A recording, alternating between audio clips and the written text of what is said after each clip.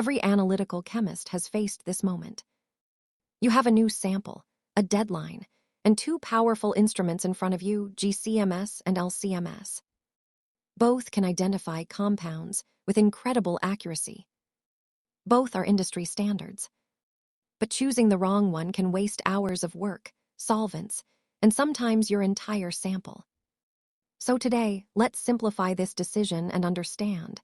When should you choose GCMS, and when is LCMS the smarter option? This choice is not just technical, it directly affects efficiency and quality. First, efficiency. The instrument you choose impacts time per run, preparation steps, and overall cost. Second, quality. Your method determines sensitivity, compatibility, and whether your compound is even detected properly. So selecting the right technique isn't optional. It's critical for reliable results. Let's quickly revisit GCMS. Gas chromatography. Mass spectrometry works in the gas phase. That means your sample must first vaporize.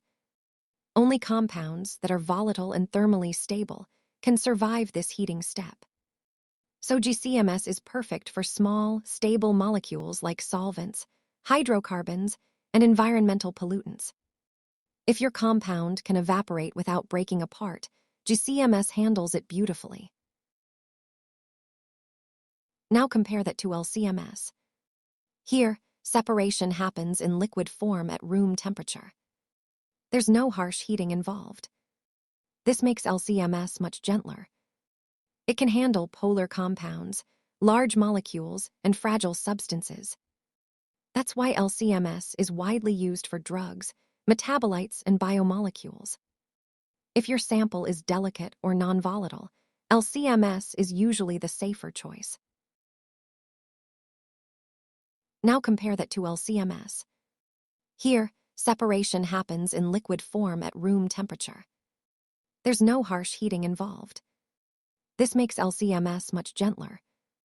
It can handle polar compounds, large molecules, and fragile substances. That's why LCMS is widely used for drugs, metabolites, and biomolecules.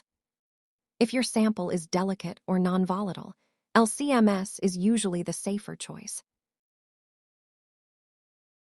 GCMS becomes the smart choice when you're working with small molecules, typically under 500 Daltons, that are thermally stable.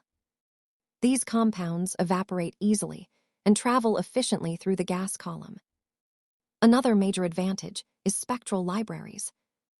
GCMS has massive databases like NIST, making compound identification extremely reliable. So for solvents, fragrances, fuels, or pesticides, GCMS is often faster, cheaper, and more precise. LCMS takes the lead when molecules are polar, large, or heat-sensitive. Some compounds simply decompose if heated, and GC would destroy them.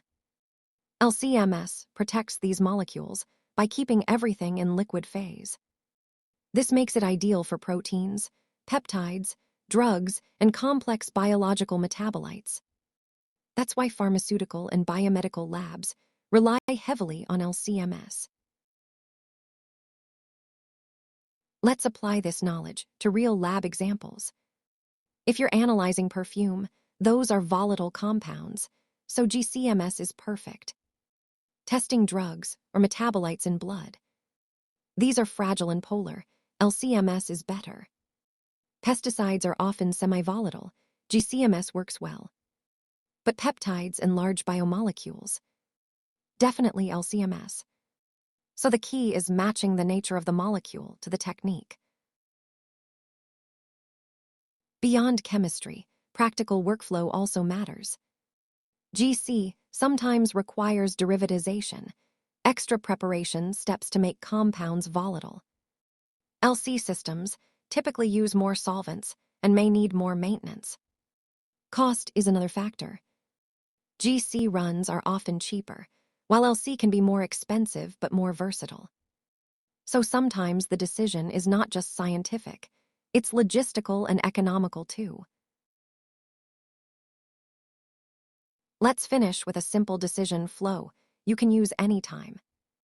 Ask yourself, can the compound vaporize? If yes, choose GC.